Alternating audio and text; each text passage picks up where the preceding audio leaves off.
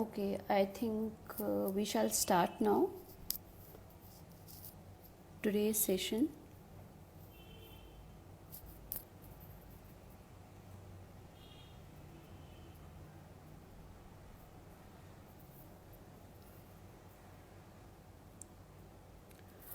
Okay, so today I'm taking a session on POXO Act. We have heard a lot about it, and it is a very new law which needs a lot of development. So I thought to discuss the pros and the cons and how this law is bringing a change. And so let's go ahead and see how this law is helping the society with its pros and how we can see more development in this law with the coming times. So it's basically a child sexual abuse, and it deals with the issues and concerns under the Prevention of Children from Sexual Offences Act 2012. And we will do a bit detailed analysis on different age groups maybe, and we can discuss and deal with your questions that how this law needs more of improvement. So let's see what is the need for POXO and when this act came into force. So the need for POXO Act 2012 felt because there are so many provisions in Indian Penal Code, but not all provisions are very fulfilled and efficient in dealing when it comes to offences which are related to children or are committed by children. Because when it comes to children, we have to see a lot of aspects of psychological development, of mental growth, and everything. It is very tough to declare a child as a criminal at a very tender age, because sometimes it is difficult for children also to understand what act or what offense they have committed. So declaring a child as at a tender age as a criminal is not a very reliable idea, and it's not a very good idea for the development of the society as well. Because when a crime is committed, you have to see the mental status of that person, what is the mental growth, what was the sudden provocation of that act, and the mens rea, the actus reus. So when we come to offenses which are committed by children, the mens rea becomes a very debatable point, and it needs a lot of definition and still a deep analysis over it, that how you can define the mens rea part and till what extent the depth of this term can go when it comes to the acts of POXO, whether the child has committed a crime or whether a crime has been committed with a child.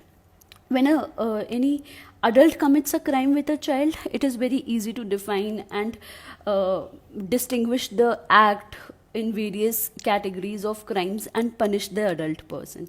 But we are seeing that many children at a tender age are getting involved in heinous crimes, or knowingly or unknowingly they are committing it. So in these cases, taking them to court under Indian Penal Code can be very heavy on the society, on the child, him or herself, and various incidents can pop up. So there are very many lacunas in this act as well and in IPC, which needs to balance out, and today we are here to discuss the same. So the existing laws, that is IPC 1860, IT Act 2000, Juvenile Justice Act 2000, were not enough to address sexual offences. Till 2012, there was no specific legislation governing child sexual abuse, increasing incidence of sexual offences against children. No specific provisions or laws for dealing with sexual abuse of male children. So, when we talk about gender neutrality or offences with male and female, the society is still lacking somewhere in appreciating that the male and female might have the same mental issues, might face the same mental problems, have same insecure thoughts. And so in this in POXO, I will definitely like to raise a point that the psychological part has to be added to this act. We see punishments are defined, we see crimes are defined, what should be the time, the procedure, everything is defined, but the mental status, the concept of mens rea is not even mentioned in the act, and it has a long way to go with the mens rea part, the psychological part, and it has to deal with that concept in detail still, because we just cannot declare a person a criminal when it comes to children and POCSO Act especially. So it needs a development, and when it comes to IPC, it's male or female, it's a child or an adult, the punishment is same. So we obviously cannot take children to IPC, and therefore we needed a different act, and this act still has a long way to go. IPC recognized limited forms of sexual violence against children. There was no distinction between an adult and a child victim, as I mentioned before. Let's go towards an outline of the POCSO Act 2012. The Act has come into force with effect from 14th November 2012, along with the rules framed thereunder.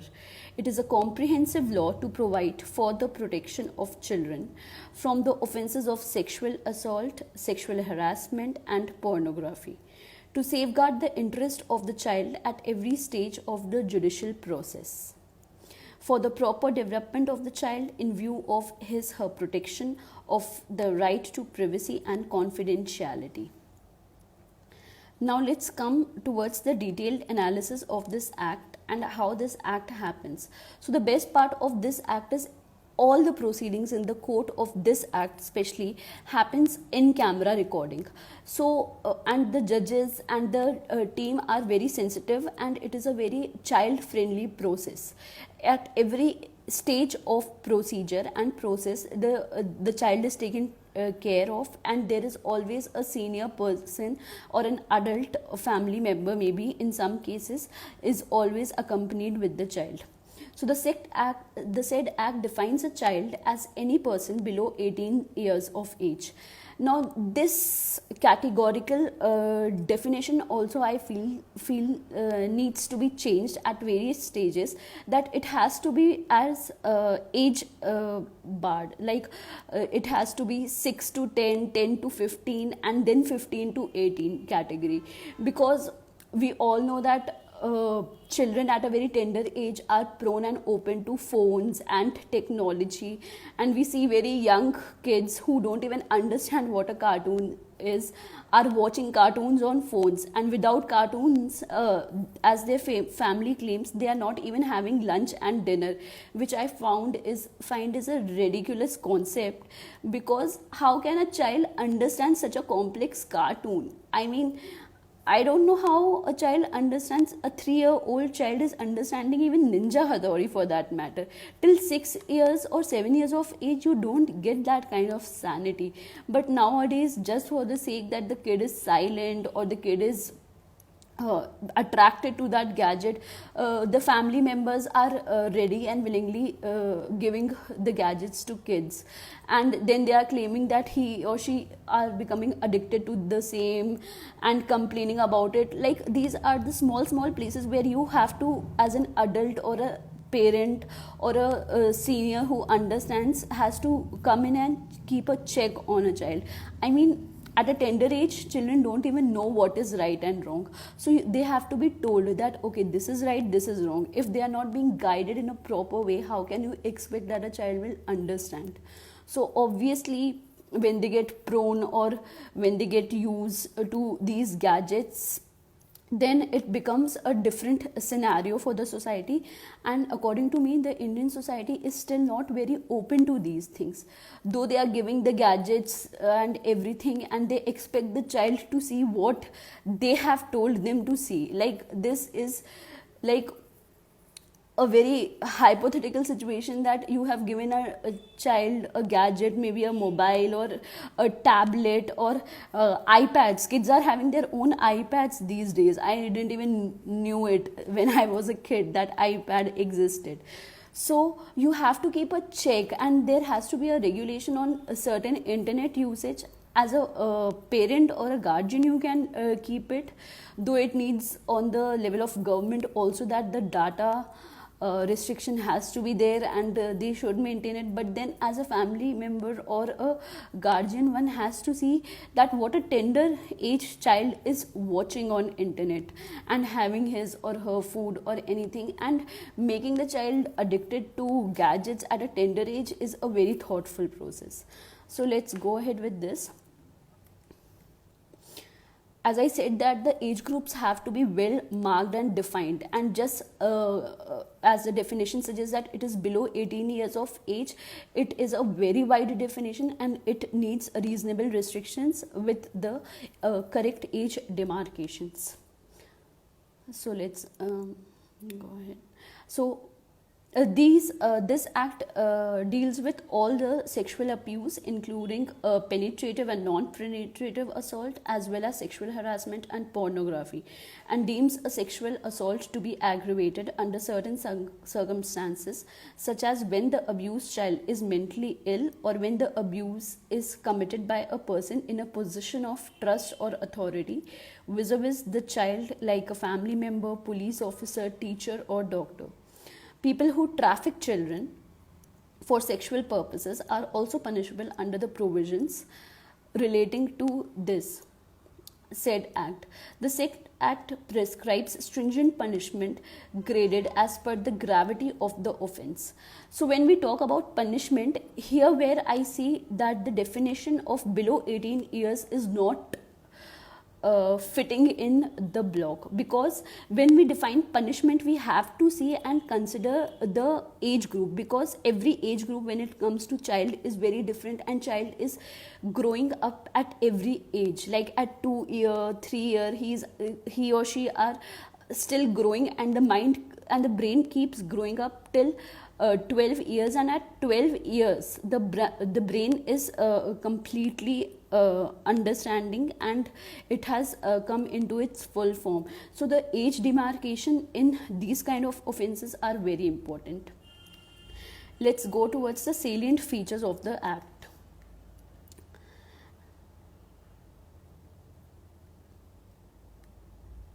The act defines a child as any person below 18 years of age and regards the best of interest of the child as being of paramount importance at every stage to ensure the healthy physical, emotional, intellectual, and social development of the child. It defines different forms of sexual abuse, including penetrative and non-penetrative assault, as well as sexual harassment and pornography, and deems a sexual assault to be aggravated under certain circumstances. It deems a sexual assault to be aggravated under certain circumstances, such as when the abused child is mentally ill or when the abuse is committed by a person in possession, person who traffic children for sexual purposes, etc. The Act provides for the establishment of special courts for the trial of offences under the Act, with the intention of providing quick justice to such children. The said Act prescribes stringent punishment graded as per the gravity of the offence, with a maximum term of rigorous imprisonment for life and fine, in keeping with the best intentional child protection standards. The said Act also provides for mandatory reporting of sexual offences. What are the offences covered under the Act? So the various I have dealt some major sections in this part, and I will try to cover those kind of offences. So the offences which are covered under this Act are: first, penetrative sexual assault, that is section 3; aggravated penetrative sexual assault, section 5; sexual assault, section 7; aggravated sexual assault, section 9; sexual harassment, section 11; using child for pornographic purpose, section 13. Let's go towards some important definition within the Act. So section 2D, child means any person below the age of 18 years. I have already dealt with this in detail, and I think it's a high time that it needs an amendment. Section 3, a person is said to commit penetrative sexual assault, if he penetrates his personal part to any extent into the personal part of the another person, a child, or make the child to do so with him or any other person, or he inserts to any extent any object or a part of the body, not being the penis, into the vagina, the urethra or anus of the child, or make the child to do so with him, or he manipulates any part of the body. Now in these kind of cases, we mostly see that there is someone who is very near or dear one who does this with younger kids. And so the family and the family's role is very important when the child is growing through tender age, because the structure of society has changed over the time, and people are more open to it.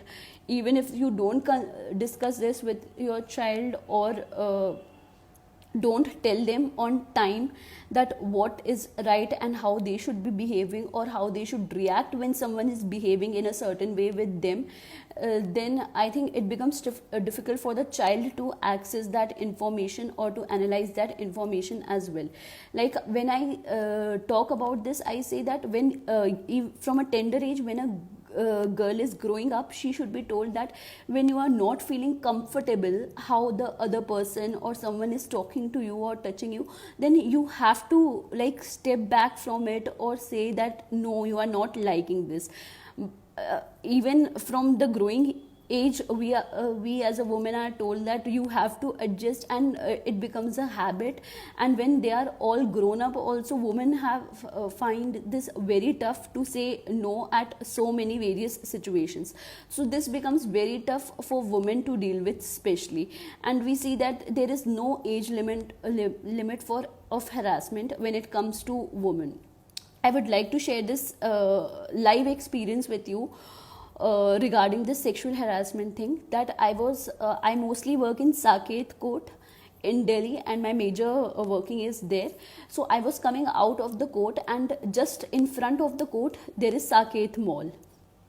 So a lady of around 30 years of age was standing there with her daughter, and there were two boys on a motorcycle, and they were around just 17-18 years of age. Now you see the age gap here, that 17-18 years of aged boys on a motorcycle with all the gadgets possible. They had iPhone, they had cameras, they had Bluetooth earphones, everything. And the lady was around 30 to 32 years with a child, and those boys were speaking ill to her in front of the court, Saket Court, during daytime. It was around 2:30 p.m. and she had a child. So this is a situation where the teenage or the younger age is going to, like, you at least need to appreciate the age difference, and you just cannot go around talking to anyone anything like this. So I had to pop in and tell the guys to see the age and respect the age difference at least. And I had to ask the woman to come with me. She was standing during the day. There was nothing to do with what she was wearing. There was nothing to do with what time of the day or the hour of the day it was. So these kind of situations becomes very embarrassing, because they are kids. You cannot tell them that, I cannot use harsh words on them and tell them that I will see you in the court and I should file a case against them. But then see the situation, that this is such a critical situation. They had a motorcycle, they had all the gadgets possible, they were so overconfident, and they were like, you don't know my father and everything. So these kind of situations are very sad situations, where you can take an action, but then you don't feel like taking an action, because you know the age group difference, you know what will happen. And being a lawyer, I know that once I take an action in an aggressive mode, then what they might go through. So this only comes when you talk to your kids. You have to teach the younger kids, the younger generation, that okay, this is one thing, this is the other thing. Not even necessarily, you don't always tell them what is right and wrong also, but then you can define it, that is what is a high pleasure and what is a lower pleasure, and which pleasure they should go for.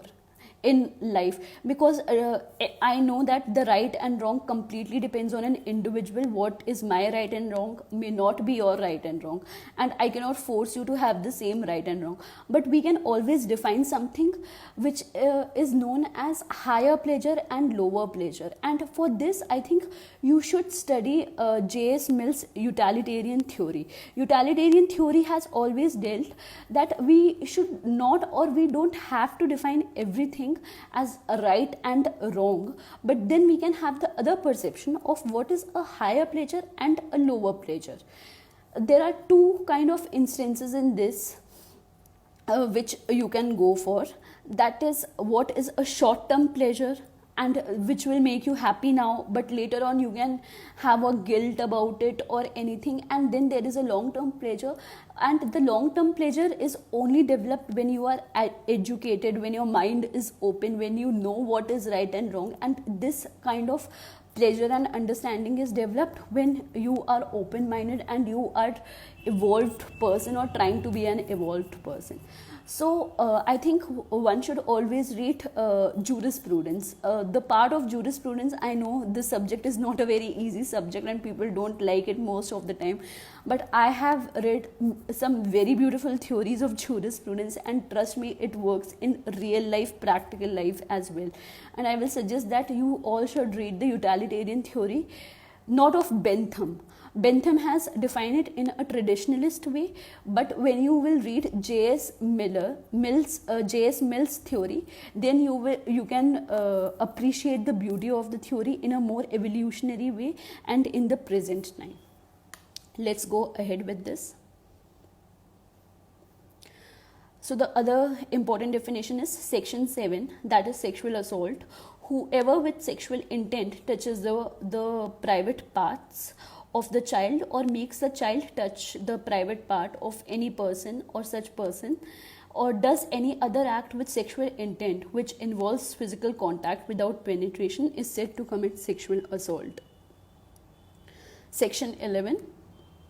A person is said to commit sexual harassment upon a child when such person with sexual intent utters any word, or make any sound, or make any gesture, or exhibits any object or part of body with the intention that such word or sound shall be heard, or such gesture or object or part of body shall be seen by the child, or makes a child exhibit his body or any part of his body so as it is seen by such person or any other person, shows any object to a child in any form or media for pornographic purposes, or repeatedly or constantly follows or watches or contacts a child either directly or through electronic, digital, or any other means, threatens to use in any form of media a real or fabricated depiction through electronic films or digital or any other mode of any part of the body of the child, or the involvement of the child in a sexual act, or enticizes a child for pornographic purposes, or gives gratification therefore.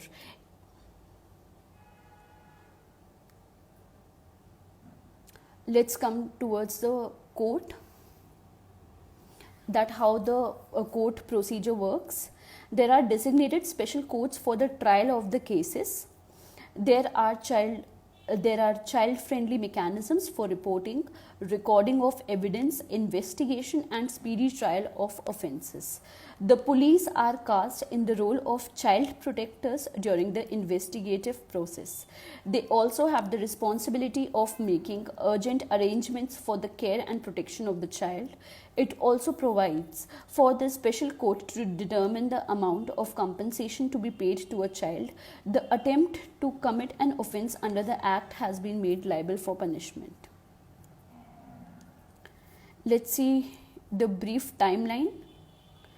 That is mandatory reporting and filing of case, emergency medical care, recording of statement of child before magistrate, assessment by child welfare committee, role of support persons, placement in institutional care, legal aid, and trial under special court. So procedure for the reporting of cases. Any person who has an apprehension that an offence of sexual abuse is likely to be committed or known that the offence has been committed should provide the information to the Special Juvenile Police Unit SJPU or local police. The police or the Special Juvenile Police Unit should make immediate arrangements to give the child care and protection. They should report the matter to the Child Welfare Committee, that is CWC, within 24 hours of recording the complaint. Steps should be taken to admit the child into shelter home or to the nearest hospital within 24 hours of the report. No person shall incur the liability, either civil or criminal, for reporting the commission of the offence. Procedure is always made child friendly because children are of tender age, and I have talked about the psychological development and how psychology should be made a part of this. Since till now it has not been made a real part of this, but it should be. Recording of statement of the child at the residence of the child or at the police place of his choice, preferably by a woman police officer. So when it comes to children, only a woman police officer is preferably taken, whether it is a male child or a female child. No child is to be detained in any police station in the night for any reason whatsoever. Police officials are directed not to be in uniform while recording the statement of the child so victimized. The statement of the child is to be recorded exactly as the child narrates. Medical examination of the child to be conducted in the presence of the parent of the child or any other person in whom the child has trust or confidence. In case the victim is a girl child, the medical examination shall be conducted by a woman doctor. Frequent breaks for the child during the trial. Child not to be called repeatedly or testify. No aggressive questioning or character assassination of the child is to be done in camera trials. And even if the camera trials are done, I must mention that the name of the child is never revealed whatsoever. So punishment. Penetrative sexual assault, section 3, so not less than 7 years, which may extend to imprisonment for life and fine.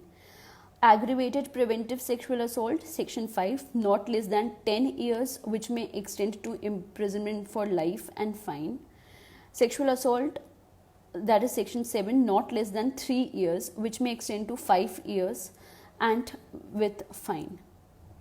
So here I would like to end it, and if there are any questions, then I am open to questioning the answer. Kindly leave them in comments.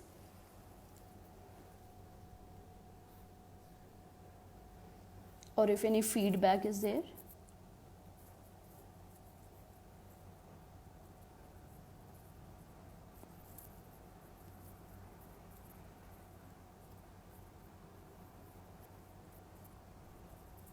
Is there any question or feedback?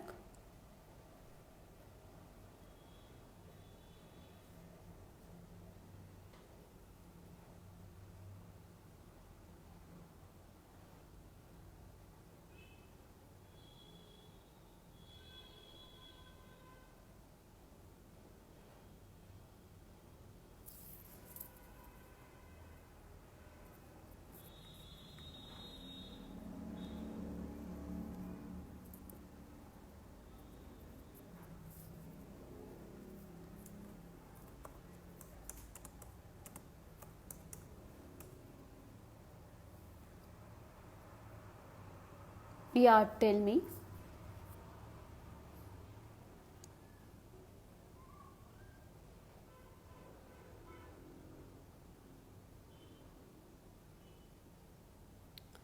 See, the jurisdiction part is the technical part, and the area in which the offense has been committed or the child has been living, they will those areas will play the role of the having the jurisdiction in such cases.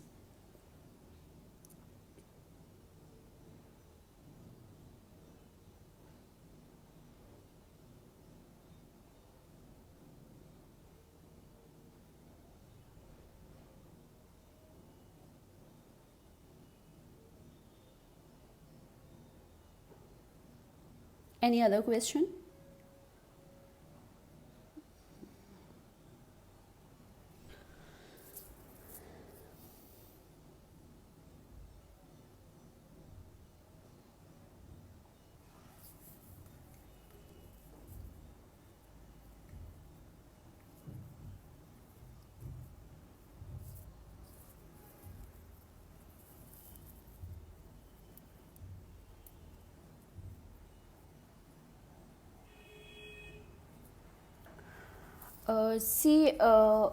Media most of the time don't reveal the actual name, but they give a fictional name to the person.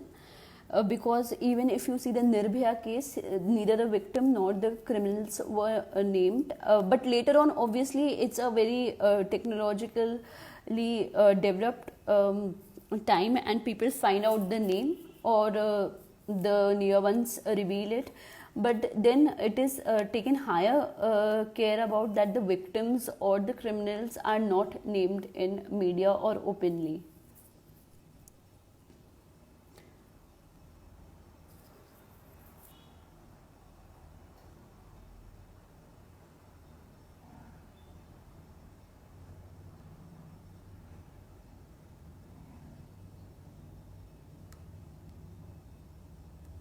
Any other question?